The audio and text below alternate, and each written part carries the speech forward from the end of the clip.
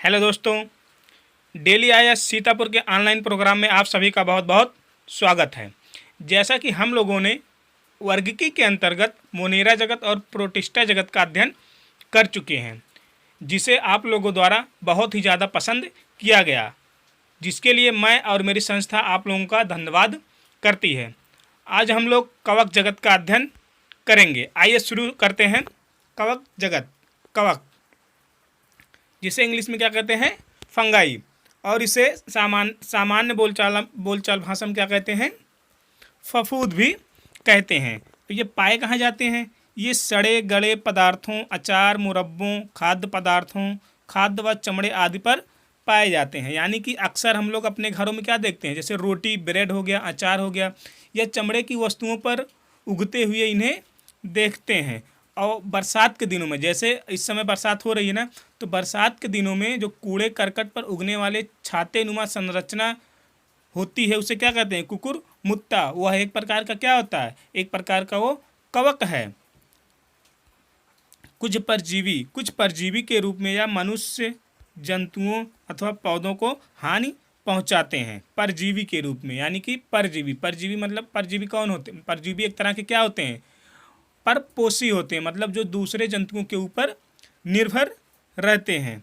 ये परपोषी अर्थात परजीवी, मृतोजीवी यानी कि सहजीवी होते हैं। परपोषी मतलब चार प्रकार के होते हैं।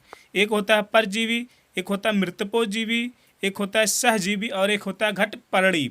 वो भी परजीवी के अंतर्गत आता है, परपोषी के अंतर्गत आता है।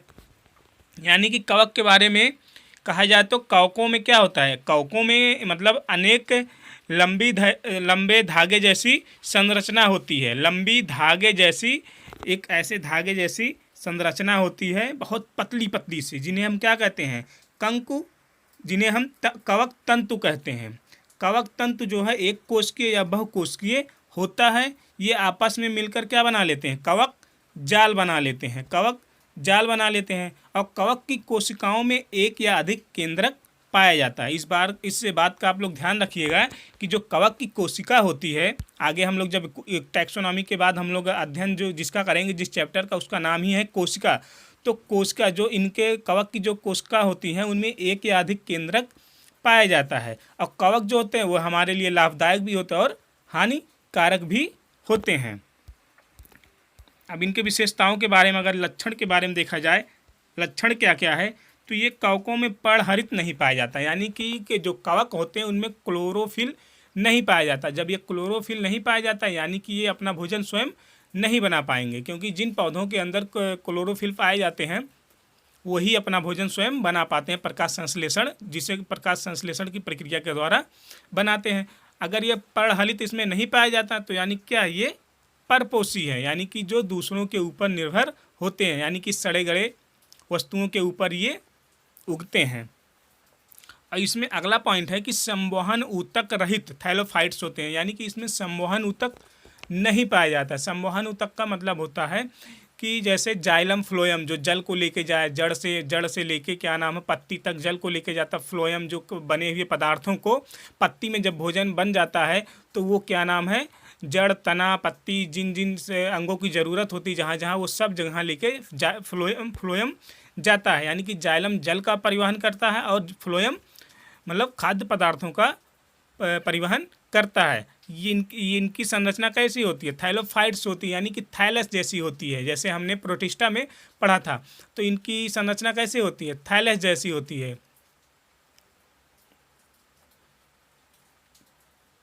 थैलस जैसी होती है। यानी कि सुकाय, जिसे अंग्रेजी में, हिंदी में क्या कहते हैं, सुकाय।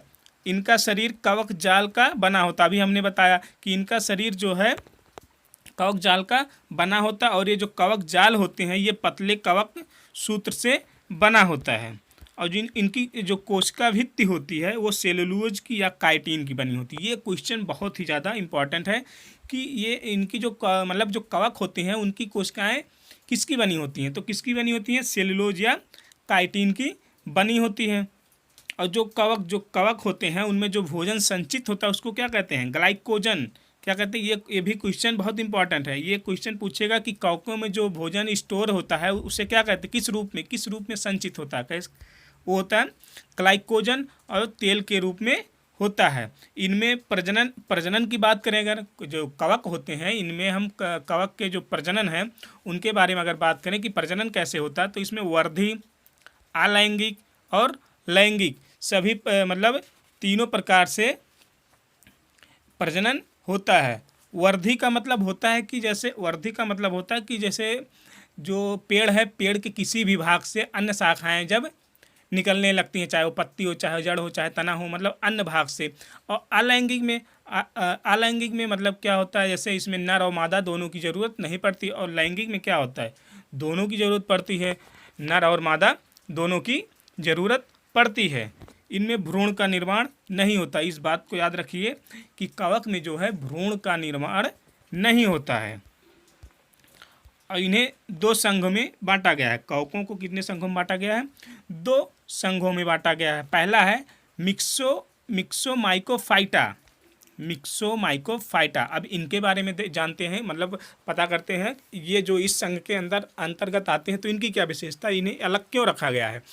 तो इन्हें अलग इसलिए क्योंकि कवकों का शरीर जो है इस संघ के जो कवक होते हैं उनका शरीर नग्न जीवद्रव्य का बना होता है। ये अमीबा की तरह गति करते हैं। इनमें क्या नाम है, औपंक है ना, स्लाइम मॉड्स औपंक सम्मिलित होते हैं।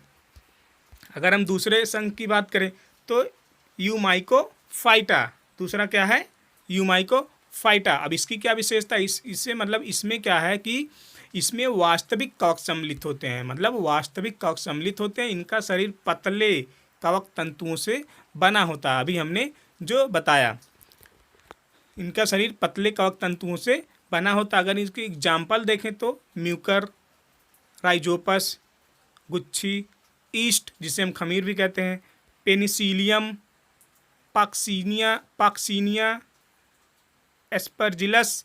अब इसमें देखिए पेनिसिलिया, ये क्या नाम है, इसका उपयोग जो है, इस कवक का उपयोग हम पेनिसिलिन नामक प्रतिजैविक दवा बनाने में किया जाता है। इस बार ये क्वेश्चन पूछता है पेनिसिलिन किस कवक द्वारा बनाया जाता है, तो पेनिसिलिन दवा किस कवक द्वारा बनाया जाता है, तो किस कवक द्वारा, पेनिसिलियम। और रोग मतलब ये पाक्सीनिया क्या है, ये गेहूं में रोग उत्पन्न करने वाला कवक है। गेहूं में एक रोग उत्पन्न होता है जिसे पाक्सीनिया, जिसे मतलब कौन सा, मतलब उस रोग को कौन उत्पन्न करता है, ये पाक्सीनिया कवक। अब हम बात करें कवकों का अध्ययन, तो कवकों का अध्ययन क्या कहलाता है, माइकोलॉजी।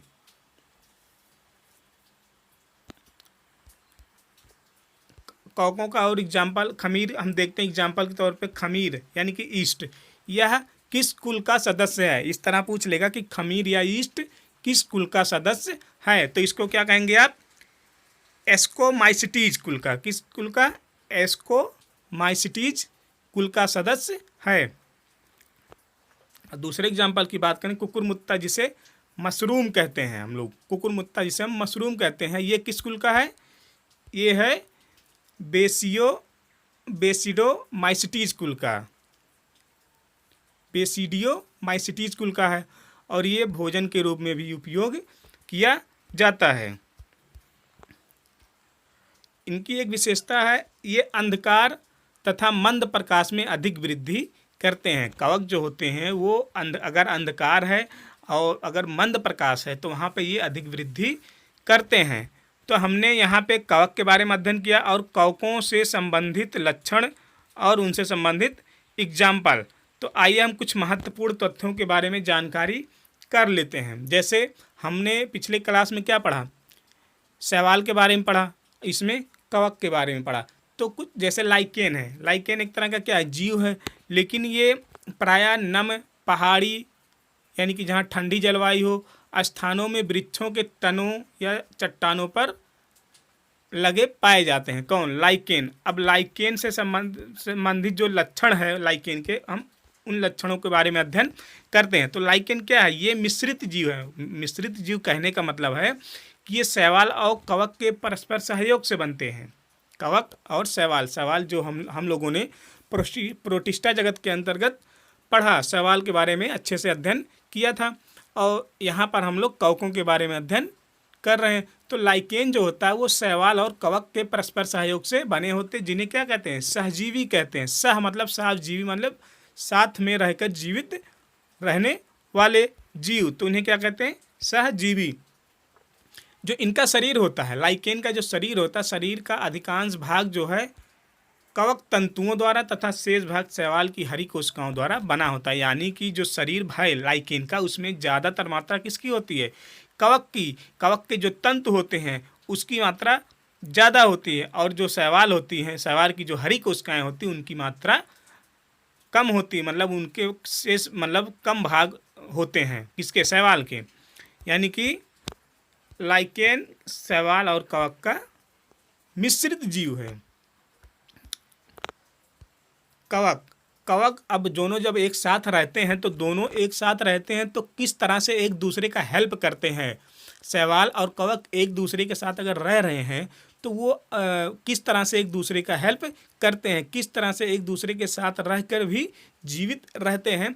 तो वही कहा जा रहा है कि कवक जो है शैवाल को निवास स्थान तथा जल में घुलित खनिज पदार्थ प्रदान करता है। कवक जो है शैवाल को निवास स्थान देता है तथा जल में घुलित खनिज पदार्थ प्रदान करता है। किसको, कवक किसको देता है, शैवाल को देता है। इसके विपरीत शैवाल जो है कवक को भोजन प्रदान करता है। इस प्रकार दोनों जीव एक दूसरे को लाभान्वित करते हैं। यानी कहने का मतलब ये है कि जो दोनों एक साथ रहते हैं तो कवक उसको निवास स्थान देता है, रहने के लिए स्थान देता है अपने ऊपर, और शैवाल क्या करता है, और कवक उसको घुलित खनिज पदार्थ भी देता है, जिसके बदले शैवाल में क्या पाया जाता है, शैवाल में क्लोरोफिल पाया जाता है। और वो क्लोरोफिल की सहायता से वो भोजन का निर्माण करता है। जब भोजन बना लेता है तो वो कवक को भी देता है। तो एक दूसरे की हेल्प करके ये दोनों एक दूसरे के साथ रह के जीवित रहते हैं। तो कवक तंतुओं के बीच में नीले हरित शैवाल रहते हैं। जो कवक होते हैं उनके बीच जो तंतु होते हैं, उनकी कोशिकाएं पतली पतली को तंतुओं से मिलकर बनी होती है, तो उनके बीच में कौन से हरित शैवाल रहते हैं, नास्टाक और एनाबीना, ये सब उसके बीच में छिटके रहते हैं। और ये क्या नाम है, उनको खनिज पदार्थ और क्या नाम है, निवास स्थान देते हैं शैवाल को, और ये भोजन बना के उनको देता है। इनका शरीर पपड़ी या पत्ती सदृश अथवा शाखायुक्त सुकाय होता है, मतलब थैलस की तरह होता है। इनकी जो संरचना होती है वो पपड़ी या पत्ती सदृश शाखायुक्त सुकाय होता है। इनमें जनन जो है, जनन कायिक होता है, अलैंगिक होता है और लैंगिक होता है। तीनों तरह से इनमें जनन होता है। किसके अंतर्गत, लाइकेन के अंतर्गत। हम एग्जाम्पल देखें तो पारमेलिया, गायरोफोरा, ग्रेफिस और असनिया, ये सब क्या हैं, लाइकेन के एग्जाम्पल हैं। अगर हम दूसरा एग्जाम्पल देखें सहजीवी के अंतर्गत, एक होता है कवक मूल, जिसे हम माइकोराइजा भी कहते हैं। तो इसमें क्या होता है कि कवक होते हैं तथा उच्च पादप की जड़ों के मध्य सहजीवी सहचर प्रदर्शित किया जाता है। तो कवक होते हैं और उच्च पादप की जड़ों के मध्य क्या नाम है, सहजीवी सहचर प्रदर्शित किया जाता है। इसके बारे में अध्ययन हम लोग जब पादप जगत का अध्ययन करेंगे तो वहाँ पे विस्तार से करेंगे। यहाँ पे बस आप कवक के बारे में जान लीजिए, कवक कहाँ पाया जाता है, कवक के क्या लक्षण होते हैं और कवक की कोशिकाएं किससे मिलकर बनी होती हैं। तो इन सब के बारे में अध्ययन हम लोग किए इस वीडियो में।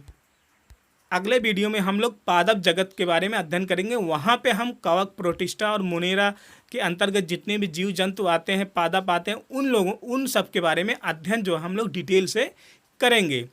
तो दोस्तों, अगर वीडियो अच्छा लगे तो लाइक करना, सब्सक्राइब करना और कमेंट भी करिएगा, लेकिन शेयर करना मत भूलिएगा। इससे क्या होता है कि जितना आप लोग शेयर करेंगे उससे उतने ज़्यादा स्टूडेंट वीडियो को देखेंगे, और जितने ज़्यादा स्टूडेंट वीडियो को देखेंगे उससे उतने हम लोग मोटिवेट होंगे और अच्छी से अच्छी वीडियो आप लोगों को हम लोग प्रोवाइड कराने की कोशिश करेंगे। Thank you.